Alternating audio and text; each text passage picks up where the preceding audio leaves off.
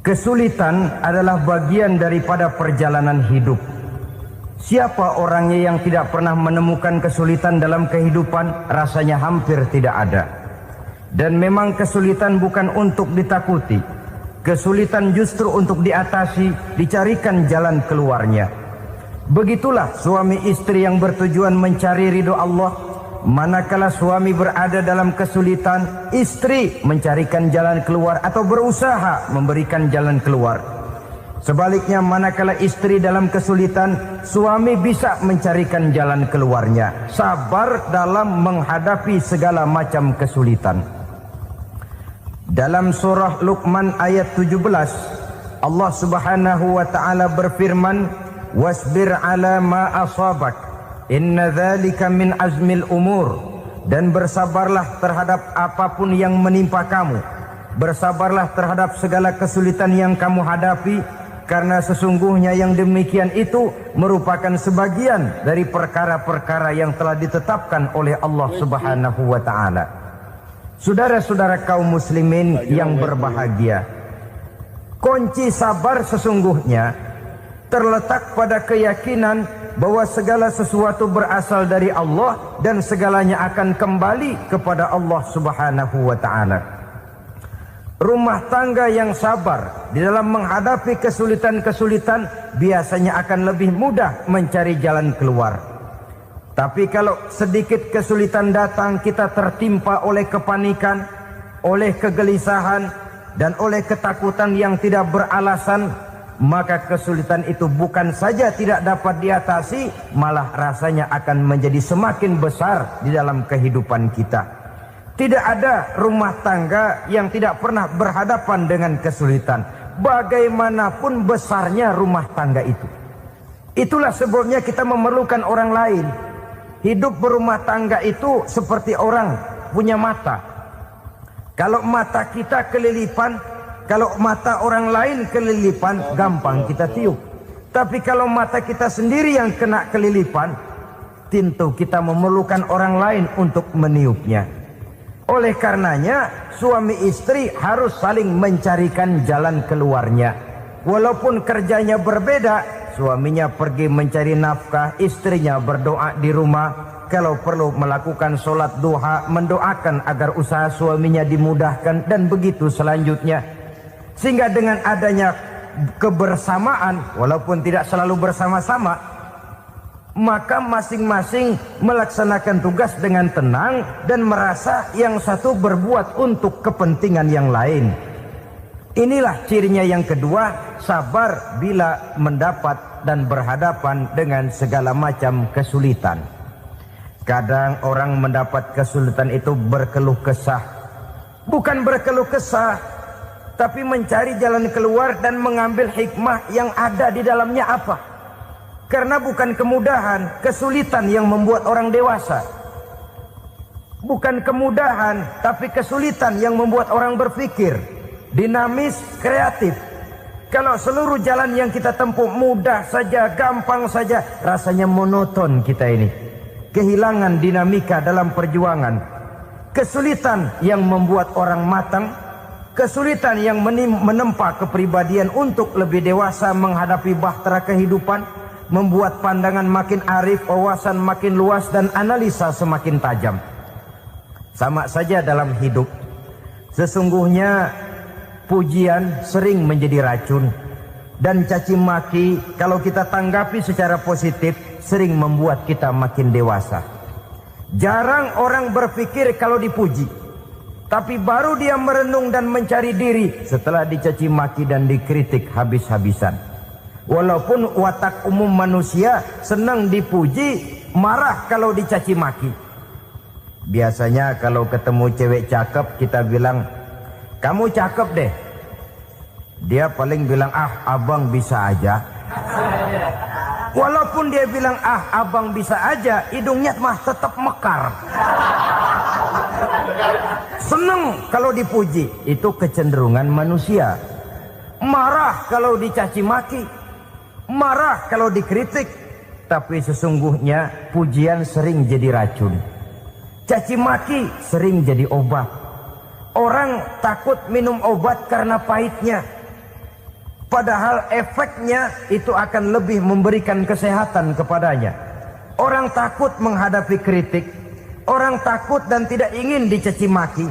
Padahal itulah yang sesungguhnya menjadi cambuk kalau tidak dia salah tanggap, menjadi sugesti yang mendorong dia lebih maju lagi. Karena memang bukan pujian, tapi caci maki dan kritik yang membuat kita makin berpikir tajam. Jadi rumah tangga yang berhadapan dengan kesulitan demi kesulitan, biasanya kalau ditanggapi dengan sabar akan makin mengokohkan fondasi rumah tangga itu sendiri.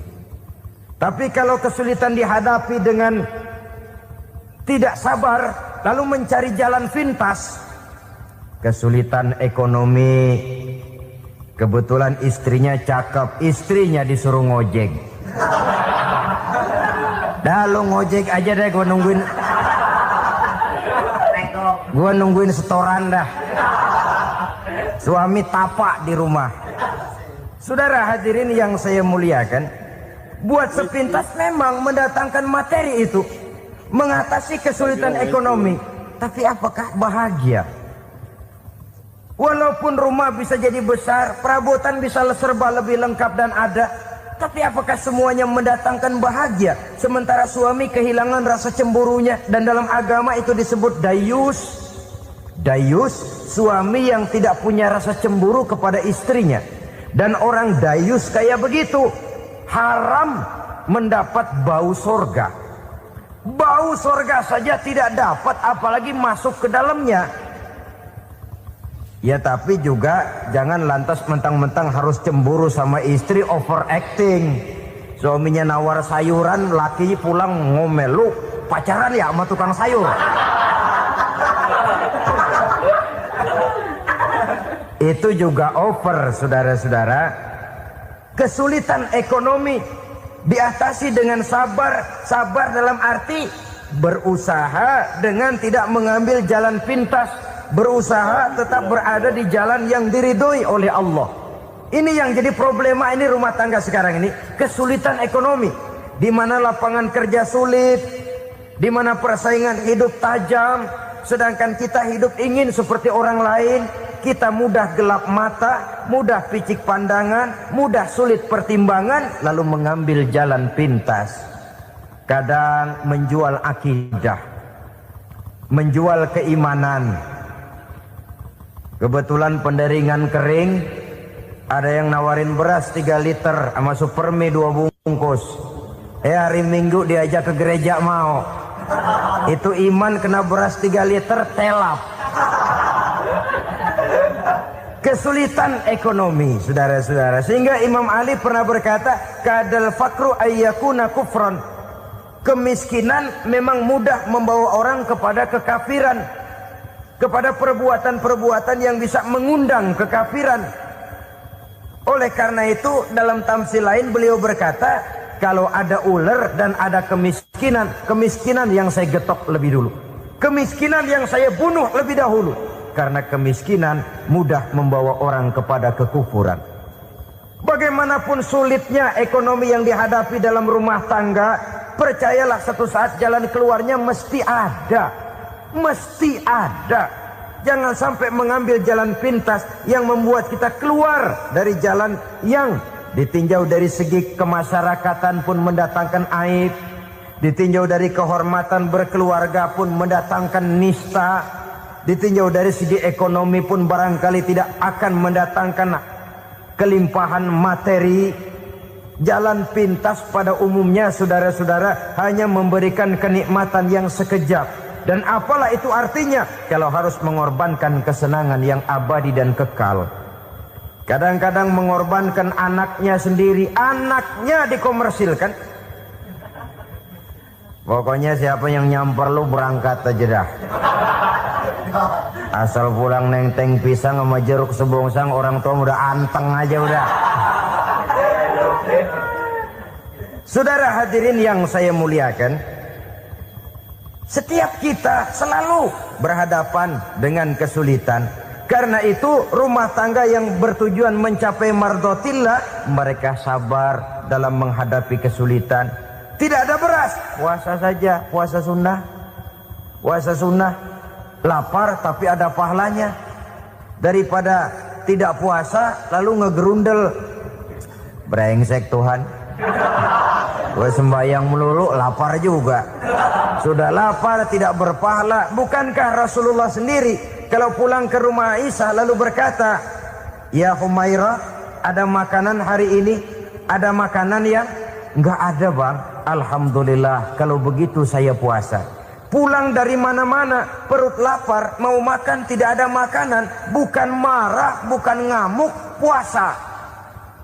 Maka boleh puasa sunnah, niatnya udah siang, jam 10, jam 11, asal dari pagi belum makan apa-apa. Niatnya jam 10, sah, dengan catatan dari pagi belum makan apa-apa. Jangan sudah sepiring setengah baru niat, itu lain. Itu ngojek namanya itu. Pengertian dalam kesulitan. Satu malam beliau pulang dari masjid agak larut. Habis ngajar banyak yang bertanya. Ketuk pintu, Assalamualaikum. Assalamualaikum. 3 kali beliau memberi salam, tidak ada jawaban, tidak dibukakan pintu. Rupanya istri beliau lelah bekerja di waktu siang, tidurnya pules benar. Marahkah Rasul? Tidak. Beliau gelar sorban, tidur di depan pintu. Asraful anbiya wal mursalin ini, Rasul termulia ini, karena menghargai istrinya, tidur di depan pintu. Sampai Aisyah bangun sepertiga malam, terkejut buka pintu, suaminya ada di depan pintu. Beliau bangunkan. Ketika dibangunkan, Rasul lebih dulu berkata, maaf sayang, saya pulang terlambat. Sudah nggak dibukain pintu, tidur di depan, dibangunin, beliau duluan yang minta maaf. Pengertian. Kalau emosi, memang nggak dibukain pintu, tidur di depan, begitu dibukain yang enak kita tunjuk jidatnya.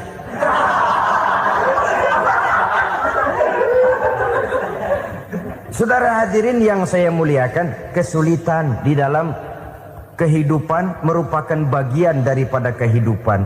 Bukan untuk ditakuti, tapi untuk diatasi. Bukan untuk dihindarkan, tapi dicarikan jalan keluarnya. Hadapilah kesulitan dengan baik sangka kepada Allah, dengan lapang dada, dan dengan tetap bersabar menghadapinya. Kenapa? Karena tujuan kita mendirikan rumah tangga, mencapai ridho Allah. Kalau anak kita perjualbelikan, kalau istri kita komersilkan, kalau akidah kita jual untuk mempertahankan rumah tangga, bukankah makin jauh saja rumah tangga itu dari ridho Allah? Ini tujuan utamanya. Yang ketiga, rumah tangga yang bertujuan mardotillah itu, suami istri yang merupakan fondasi di rumah tangga, suami sebagai pemimpin, istri sebagai pembina, selalu musyawarah dalam menyelesaikan persoalan. Walaupun istri ditakdirkan sebagai pemimpin dan suami sebagai pemimpin dan istri yang dipimpin, tapi agama menganjurkan musyawarah. Jangan mentang-mentang istri nyari duit, suami nyari duit, lalu menteleng. Segalanya mau diktator, segalanya mau sendiri. Rumah tangga yang bertujuan mencapai ridho Allah selalu didirikan atas dasar musyawarah. Sehingga apabila sesuatu itu dihasilkan dari suasana musyawarah, tidak akan melahirkan penyesalan di belakang hari. Kalau tidak, berjalan menurut seleranya masing-masing, belakangan timbul penyesalan, akhirnya main salah menyalahkan. Kalau sudah saling salah menyalahkan, itu artinya sudah saling mengungkit kekurangan masing-masing. Akibatnya tidak ada lagi saling menghargai. Jadi dengan demikian musyawarah di dalam menyelesaikan persoalan. Menghadapi kesulitan ekonomi, musyawarah. Menghadapi kenakalan anak, musyawarah. Akan membeli ini dan itu, sebaiknya juga musyawarah. Kalau merupakan hasil musyawarah, maka saudara-saudara hasilnya pun akan dihadapi oleh bersama. Enak rasakan bersama, tidak enak rasakan bersama. Kenapa? Tadinya musyawarahnya bersama-sama juga. Lah kalau hasil sendirian, giliran enak mungkin yang satu mau ikut, giliran tidak enak yang satu nuding, gua kata juga apa? Kan begitu akibatnya kalau tidak berdasarkan musyawarah lebih dahulu. Maka insya Allah hasil musyawarah ini setidaknya tidak akan mendatangkan sesalan di belakang hari nantinya. Saudara-saudara kaum muslimin rahimakumullah. Ciri yang keempat, sepasang suami istri yang bertujuan mencapai ridho Allah dalam upaya mencapai rumah tangga bahagia itu tawakal apabila mempunyai rencana.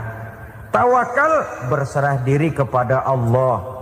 Bukan berserah diri dalam artian mutlak yang mengarah kepada fatalism atau predestination. Kita sering mengartikan tawakal secara salah. Belum apa-apa sudah menyerahkan diri kepada Allah. Emang semuanya terjadi menurut maunya Allah dah. Gak usah ngapa-ngapain, bagaimana Tuhan aja dah. Lapar juga gak usah makan. Kalau takdirnya kenyang, pan kenyang. Ya udah lapar terus kita. Makan dulu, perkara nanti kenyang apa tidak, itu baru tawakal. Kalau sakit ke dokter, soal sembuh atau tidak, baru tawakal. Artinya usaha itu ada. Setelah suami berusaha, istri berusaha, selebihnya tawakal. Apa perlunya tawakal? Apabila berhasil tidak lupa daratan, apabila berhasil tidak lupa diri, apabila gagal tidak putus asa. Sehingga dengan demikian dari tawakal ini lahirlah pondasi yang kokoh membina rumah tangga yang bahagia dalam upaya mencapai keridhaan daripada Allah Subhanahu wa taala. Apapun yang kita laksanakan di rumah tangga, tujuan intinya tetap untuk mencapai keridhaan Allah. Beli kendaraan untuk mencapai ridho Allah, lalu dipakai ngaji, dipakai ke masjid dan sebagainya. Beli peralatan rumah tangga untuk mencapai ridho Allah. Mendidik anak untuk mencapai ridho Allah, membantu keluarga untuk mencapai ridho Allah, dan begitu selanjutnya. Tawakal apabila mempunyai rencana. Kemudian cirinya yang kelima, suami istri yang bertujuan mencapai ridho Allah selalu mempererat silaturahmi. Sebab seperti sudah saya sampaikan pada pertemuan terdahulu, dalam berumah tangga itu ada orang tua, ada mertua. Itu cuma perbedaan istilah, tapi hakikatnya adalah sama. Jangan karena perbedaan istilah lalu menyebabkan kita berbeda sikap. Kalau sudah berbeda sikap, tentu akan melahirkan perasaan yang tidak simpatik. Sebaiknya suami istri kalau sudah berumah tangga, jadikanlah orang tua tempat cerita yang enak saja. Yang tidak enak telan berdua, yang pahit rasakan berdua. Kesusahan dan kesulitan atasi berdua. Giliran enak ngomong sama orang tua, giliran senang cerita sama mertua. Sekarang kan kita balik. Kalau lagi senang duitnya banyak, anteng di rumah, kalem aja. Tapi lalu waktu susah, waktu susah, cerita kepada orang tuanya, cerita kepada mertuanya. Lalu kapan kita mau menyenangkan orang tua? Sudahlah mereka susah mendidik kita di waktu kecil, membesarkan kita, melakukan segala macam pengorbanan. Demi setelah kita berumah tangga, kesulitan rumah tangga kita tumpahkan juga kepada mereka. Pererat silaturahmi dan usahakan agar seluruh keluarga hanya menjadi tempat kita cerita yang enak-enak saja. Istilah sehari-harinya, kalau di rumah kita makan sama sayur bayam, keluar rumah diem, malah seluitan. Tetangga tanya, lu makan kayaknya enak banget apa sih? Daging ayam.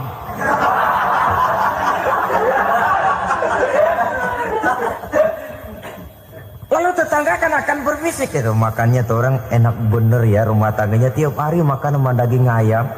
Biarlah paling kurang itu jadi doa, daripada kita makan sama kangkung lalu ribut ngomel di mana-mana. Gua kesel banget sama bini gua. Di warung ceritanya lagi. Kenapa? Saban sari gua direbusin kangkung mulu. Brengsek. Di warung cerita ada RT, ada RW. Gara-gara makan sama kangkung se-RT tahu. Akhirnya mungkin kalau kita berangkat orang hitung dari jauh. Lihat, kangkung liwat.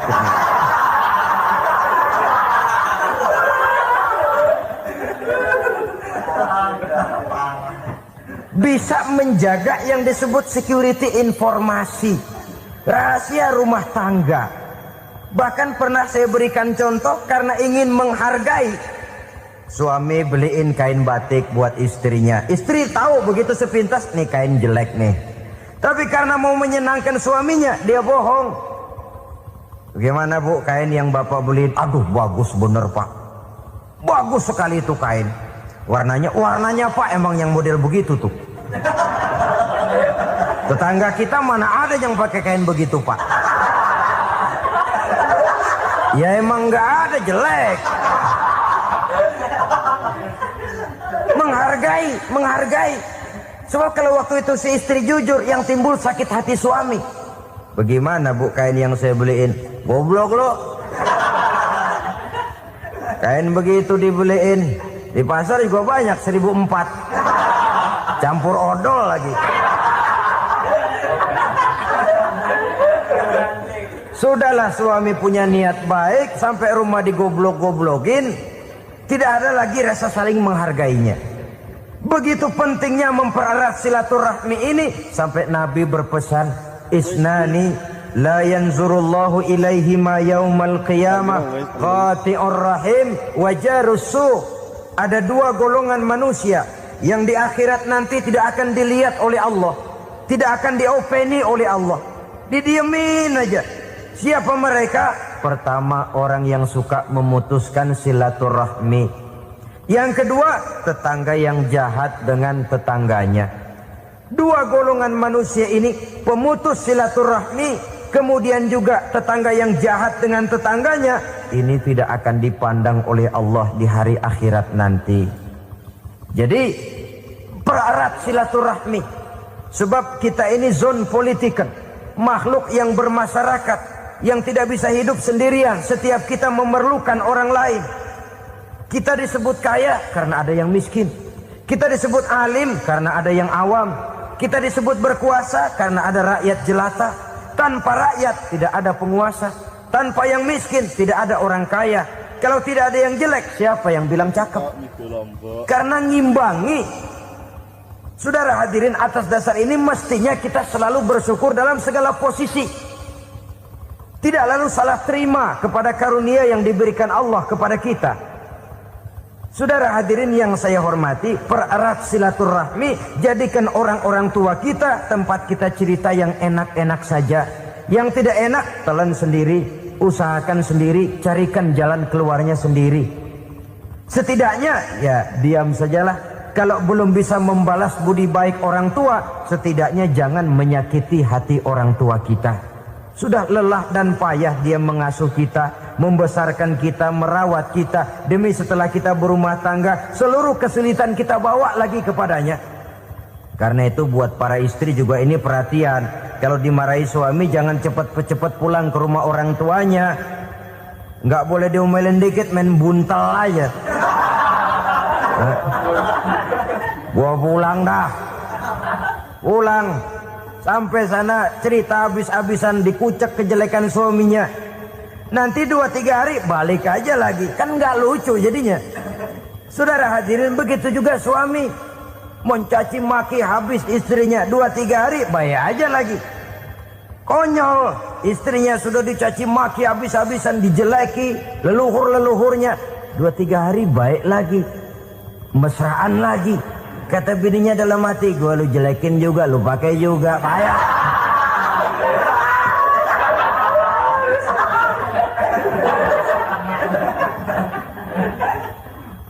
Saudara hadirin yang saya muliakan, itulah sebabnya pada awal tadi saya katakan perlunya kita mempunyai timbangan baik sebagai suami maupun sebagai istri.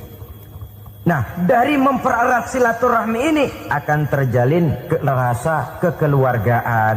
Maka tradisi arisan keluarga itu bagus sesungguhnya untuk mempererat silaturahmi. Cuma celakanya bukan silaturahmi yang jadi tujuan, arisannya itu yang jadi tujuan. Akibatnya apa? Kalau belum narik mah semangat banget datang dah. Begitu udah narik aja udahan. Itu celakanya. Akhirnya silaturahminya jadi nomor 2, arisan semata-mata yang menjadi tujuan. Sesungguhnya itu bagus untuk mempererat silaturahmi. Karena kalau kita dengan kita sesama saudara sudah tidak saling mau mengenal, bagaimana dengan anak-anak kita? Bagaimana dengan cucu-cucu kita? 2-3 generasi yang akan datang tentu akan lebih saling tidak mengenal lagi. Baiklah ya, yang keenam, suami istri yang bertujuan untuk mencapai keridhaan Allah itu selalu berusaha tolong menolong di dalam kebajikan. Sebab Allah pesankan itu di dalam Al-Maidah ayat 6, wa ta'awanu 'alal birri wat taqwa wa la ta'awanu 'alal itsmi wal 'udwan. Bertolong-tolonganlah kamu di dalam kebaikan, di dalam bertakwa kepada Allah. Jangan bertolong-tolongan di dalam maksiat, di dalam dosa, dan di dalam usaha yang menimbulkan permusuhan. Kalau suami marah kepada seseorang, istri jangan ngipasin. Oh bang, yang begitu mah dibayain tuman. Bu, udah habisin aja dah. Anak-anaknya marahin sekalian. Ngipasin. Istri kesel sama tetangganya, suami ngipasin. Emang tuh tetangga kita, hahu. Habis orang dikipasin. Ta'awanu 'alal birri wat taqwa, bertolong-tolonganlah di dalam kebaikan. Istri malas ngaji, suami mendorong, memberikan sugesti. Suami malas berusaha, istri memberikan sugesti. Saling tolong menolong di dalam kebaikan dan takwa, dan jangan tolong menolong dalam dosa dan permusuhan. Kata suami, Bu, daripada kita melarat terus hidup, kita piara tuyul yuk. Kata istrinya, nah ini sudah menyimpang bang. Bersabarlah, bagaimanapun insya Allah kita tidak akan mati kelaparan. Piara tuyul itu nanti jadi pindah akidah, merusak iman, berteman dengan setan. Apalah artinya kekayaan dan kesenangan sebentar kalau harus mengorbankan kekayaan dan kesenangan yang abadi. Ini sudah alal ismi wal udwan, sesuatu yang mengandung dosa. Saudara hadirin yang saya hormati, kemudian yang keenam, berbaik sangka. Baik suami maupun istri sama-sama saling berbaik sangka. Suami melepas istri, istri melepas suami dengan hati yang ikhlas. Suami meninggalkan istri di rumah dengan jiwa yang bersih dan rasa yang aman. Ada rasa baik sangka, dan ini modal dasar. Kalau sudah dilandasi oleh buruk sangka, tentu yang lahir nanti adalah perasaan-perasaan yang tidak baik. Akibatnya sangat tidak menguntungkan. Inilah beberapa ciri dari rumah tangga yang didirikan atas dasar mardhatillah, mencapai keridhaan dari Allah. Nanti akan menyusul tujuan berikutnya, diantaranya mendapat keturunan, diantaranya lagi mendatangkan gairah untuk lebih berusaha mencari rezeki karena sudah merasa punya tanggung jawab berupa anak dan istri. Mempererat silaturahmi itu cuma tujuan-tujuan sekundernya saja. Tujuan primernya kita melakukan suatu nikah untuk mencapai keridhaan dari Allah Subhanahu wa taala. Silakan punya istri cantik, kaya, tapi tujuan utamanya kita membina rumah tangga untuk mencapai ridho dari Allah. Karena itu dasarnya mawaddatan warahmah. Jangan cuma cinta, tapi juga kasih sayang. Cinta, kecenderungan kepada jasmani akan berakhir, tapi kasih sayang, kecenderungan kepada rohani, makin tua malah makin erat, makin tua malah makin mesra. Sehingga kadang kita menampak kakek-kakek dan nenek-nenek lagunya kayak pengantin baru. Apa cinta-cintaan? Tidak. Bagaimana kakek-kakek sama nenek-nenek harus bilang I love you? Yang masih ada itu waktu itu mawaddah, kasih dan sayang. Itu yang akan kekal, itu yang akan abadi. Tanpa materi orang sulit untuk bahagia, tapi materi semata bukan jaminan orang untuk bahagia. Nah, ciri yang terakhir dari rumah tangga yang bertujuan mencapai ridho Allah, sinar agama kelihatan di dalamnya. Baik suami maupun istri sama-sama orang yang taat melaksanakan ajaran agama. Suami yang bertanggung jawab, ayah yang penuh kasih sayang dengan anak-anaknya, dan di dalam keseluruhannya beliau merupakan uswatun hasanah. Termasuk dalam membina rumah tangga bahagia, contoh kita tidak lain adalah rumah tangga beliau. Bagaimana sih rumah tangga Nabi kita itu? Beliau berkata dalam dua kalimat yang singkat tapi punya pengertian yang sangat luas dan dalam tentang rumah tangganya. Beliau mengatakan, baiti jannati, rumah tanggaku adalah sorga bagiku. Satu cerminan yang merupakan refleksi dari keadaan yang membawa kebahagiaan. Padahal sepanjang sejarah yang kita baca, rumah beliau kecil saja. Sarapan pagi pun cuma seteguk air zam-zam, sepotong roti, kadang-kadang sebutir kurma. Tidurnya di atas kain kasar yang separuh jadi selimut, separuh jadi alas tidur. Tetapi di tengah kondisi yang semacam itu, beliau sanggup berkata, baiti jannati, rumah tanggaku adalah surga bagiku. Kenapa kita yang hidup di zaman sekarang, di mana fasilitas sesungguhnya serba lebih menunjang untuk berkata semacam itu, malah kita berkata sebaliknya, baiti nari, rumahku adalah laksana neraka bagiku. Padahal kalau dilihat, rumahnya pun kadang-kadang bertingkat, kendaraan serba berkilat, uang banyak berlipat-lipat, istri pun tak kurang cantik memikat, kadang-kadang jumlahnya 4. Tapi tiap hari kiamat tidak ada ketenangan dan ketentraman di rumah tangga. Saudara hadirin kaum muslimin rahimakumullah, mengapa Rasul sampai mengatakan baiti jannati, rumahku adalah laksana surga bagiku? Inilah pokok pembicaraan kita pada pertemuan kali ini. Sebagaimana yang kita maklum bahwa nikah dalam pandangan Islam bukan hanya sekedar untuk memenuhi kebutuhan biologis manusiawi, tidak hanya sekedar untuk memperkembangbiakkan keturunan, dan juga tidak pula untuk memperturutkan hawa nafsu. Lebih daripada sekedar itu, nikah dalam pandangan Islam merupakan ibadah.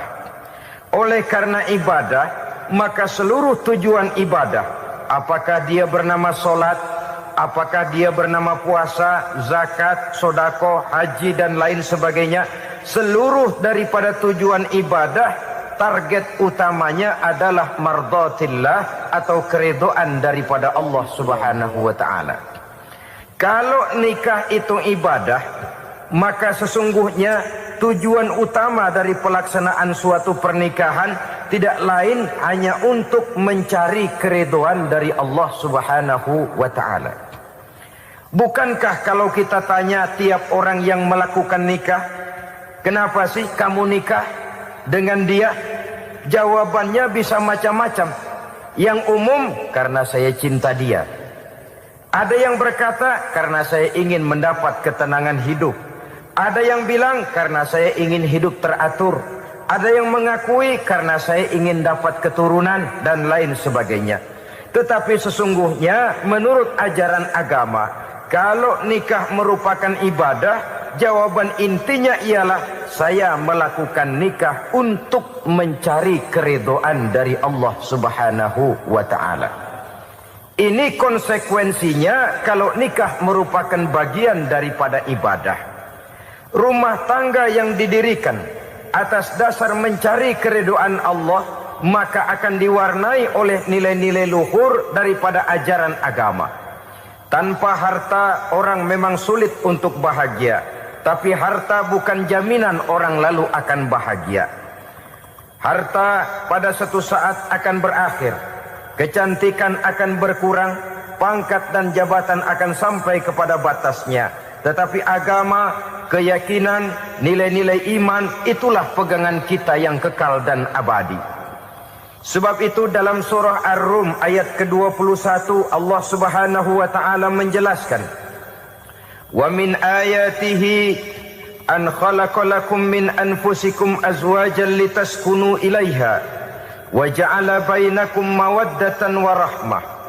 Dan di antara tanda-tanda kebesaran Allah, dijadikannya bagimu istri-istrimu dari diri kamu sendiri, litaskunu ilaiha, agar kamu bisa hidup tenang bersamanya, wa ja'ala bainakum mawaddata wa rahmah, dan dijadikannya di antara kamu rasa cinta dan kasih sayang. Umumnya pernikahan terjadi karena mawaddatan warahmah ini, cinta dan kasih sayang. Atas dua dasar itulah rumah tangga didirikan orang.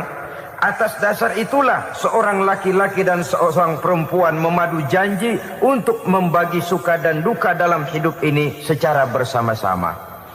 Namun kalau kita renungi ayat ini, Allah tidak hanya menjadikan cinta, tapi Allah juga menjadikan kasih sayang. Apa bedanya cinta dan kasih sayang? Apa bedanya mawaddatan warahmah ini? Saudara, mawaddah yang artinya cinta, itu sasarannya biasanya adalah jasmani, kecenderungan biologis. Itu akan berakhir. Orang yang mendirikan rumah tangga cuma karena kecenderungan biologis, cuma karena rasa cinta semata-mata, cinta biasanya terkait kepada keindahan. Betul apa benar? Biasanya orang mudah jatuh cinta kepada sesuatu yang punya nilai keindahan. Makanya anak muda jarang yang jatuh cinta sama nenek-nenek. Cinta selalu memandang segi keindahannya. Ini yang namanya mawaddah. Allah tidak mengingkari itu, silakan. Bahwa manusia secara naluri senang kepada serba keindahan, wajar-wajar saja. Tetapi tidak cuma mawaddah, Allah juga menciptakan rahmah, kasih sayang. Mawaddah mungkin ada akhirnya, tapi rahmah tidak akan pernah ada akhirnya. Kalau mawaddah adalah berkecenderungan kepada biologis, jasmaniah, maka rahmah kecenderungan kepada nilai-nilai rohani, kepribadian, kejiwaan, dan lain sebagainya. Dikala pernikahan di bawah umur 40 tahun, mungkin masih banyak mawaddahnya, rasa cintanya. Tapi 40 bahkan 50 tahun ke atas, rasanya orang berumah tangga kalau sudah 50 tahun ke atas itu lebih banyak kasih sayangnya ketimbang cinta-cintaannya. Kalau satu rumah tangga hanya didirikan atas dasar mawaddah saja, atas dasar cinta saja, padahal cinta itu terpaut kepada hal-hal keindahan, keindahan satu saat akan menurun. Ya tentu sebagaimana yang kita maklum bersama-sama, belum punya anak memang cantik. Sudah punya anak, kecantikan mulai menurun. Punya anak 2, kulit mulai mengkerut. Punya anak 3, onderdil mulai dol. Punya anak 4, apalagi tidak pandai merawat diri, persis dompet tanggung bulan. Kalau rumah tangga didasarkan kepada rupa yang cantik saja, cinta akan bisa berpindah, paling tidak akan berkurang nilainya. Sebab itu Allah tidak hanya menyediakan mawaddah, warahmah, dijadikannya di hatimu itu tidak cuma sekedar cinta, tapi juga kasih sayang. Nah, kasih sayang inilah apabila berakar dan berurat dari nilai-nilai keagamaan yang akan menopang jalinan rumah tangga bahagia. Mengukuhkan usaha untuk mencapai mardotillah atau keridhaan daripada Allah Subhanahu wa ta'ala. Dengan demikian berumah tangga bukan tujuan. Ini kalau kita lihat dari segi agama. Berumah tangga cuma alat untuk mencapai mardotillah, keridhaan daripada Allah. Seorang suami yang pergi pagi pulang sore peras keringat banting tulang mencari nafkah untuk menghidupi keluarganya, kalau niatnya untuk mardotillah maka pergi usahanya adalah ibadah. Sementara si suami pergi berusaha, istri di rumah mendoakan suaminya, itu juga merupakan bagian daripada ibadah. Marilah kita biasakan membina satu rumah tangga untuk mencapai keridhaan daripada Allah Subhanahu wa ta'ala. Ini motif dasarnya. Karena itu Rasul Anas bin Malik pernah bercerita, bertahun-tahun saya membantu di rumah tangga Rasul. Selama tahun-tahun yang panjang saya membantu di rumah tangga beliau itu, kata Anas bin Malik, belum pernah kok saya mendengar kata-kata kasar, keras, membentak-bentak. Belum pernah saya melihat ada piring terbang, sandal melayang, ada penggorengan nitir di atas. Belum pernah, padahal tahun-tahun yang panjang sudah saya lalui. Itu rumah tangga Rasul. Istrinya lebih dari satu, tapi tenang, ayem, adem. Walaupun gosip selalu ada. Ini loh ya, namanya hidup berumah tangga. Jangankan rumah tangga kita manusia biasa, rumah tangga Rasul pun tidak luput dari gosip yang kita kenal dengan hadisul ifki itu. Itu sampai tercatat dalam sejarah. Tetapi yang jelas, dengan istri yang lebih dari satu, rumah tangganya tenang, tentram, adem. Kita di rumah tangga istri satu, seminggu 7 hari, berantemnya 6 hari. Cuma 1 hari gencatan senjata. Saudara hadirin yang saya muliakan, kalau tujuan rumah tangga adalah mardotillah, apa ciri dari suami istri yang menegakkan rumah tangga untuk mencapai ridho Allah itu? Pertama, sepasang suami istri yang membina rumah tangga semata-mata untuk mencapai keridhaan Allah, cirinya yang pertama, bersyukur apabila beroleh nikmat. Ini ciri yang pertama. Bersyukur kepada Allah, kepada sesama berterima kasih. Suami berterima kasih kepada istri, bertahun-tahun didampingi hidupnya, dicucinya pakaiannya, dimasaknya makanannya. Tidak istri mengeluh walau hidup lebih banyak kurangnya daripada cukupnya. Suami pandai berterima kasih kepada istrinya. Sementara istri pun bisa berterima kasih kepada suaminya. Bertahun-tahun suami peras keringat, banting tulang mencari nafkah, menjadi palang dada terdepan apabila ada masalah-masalah yang besar. Kedua-duanya lalu punya timbangan. Nah inilah ya, saya pesan kepada suami, kepada para suami, kepada para istri, supaya di rumah ada timbangan. Perlunya apa? Kalau pada satu saat istri kita salah, suami cepat-cepat ambil timbangan, lalu ditimbang mana yang lebih berat, salahnya atau dosanya, benarnya atau kesalahannya. Ini istri saya jasanya begini, lalu jasanya begini, salahnya ini. Mana yang lebih besar, jasanya atau salahnya? Dengan adanya timbangan, maka keputusan akan objektif. Tapi kalau timbangannya emosi, salah sedikit saja sudah main bentak, main usir, akhirnya keputusan akan mendatangkan kerugian. Sebaliknya, kalau suami yang salah, istri ambil timbangan, ditimbang mana lebih besar, jasanya atau salahnya. Jangan sampai nanti terjadi pepatah, panas setahun habis dihapus oleh hujan 1 hari.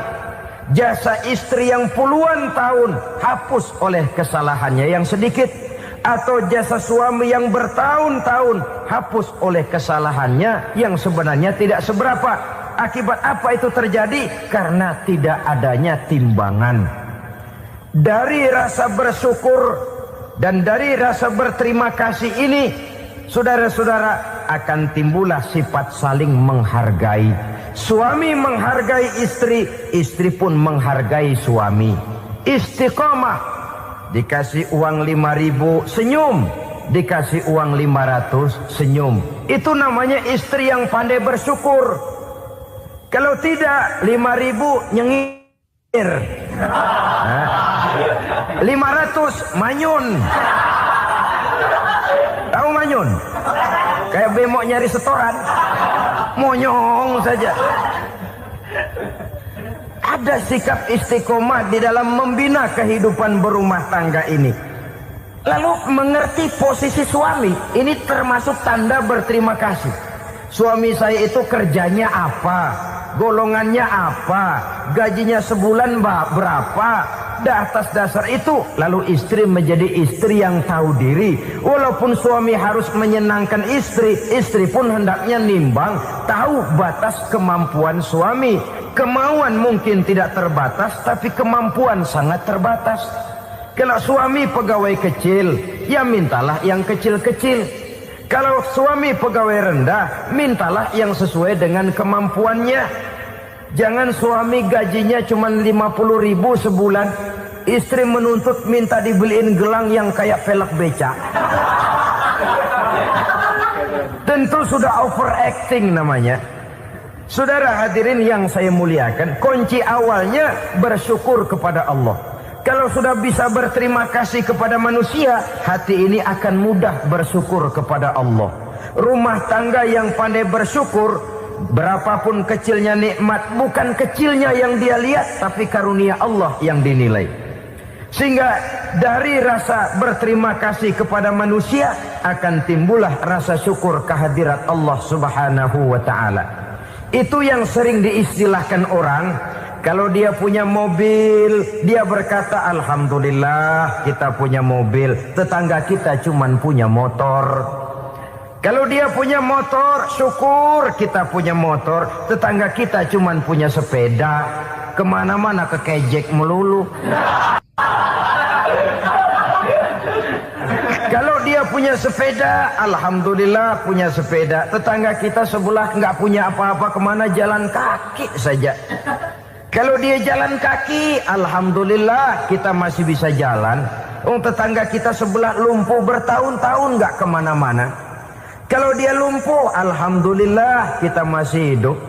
Tetangga kita kemarin mati nggak balik lagi.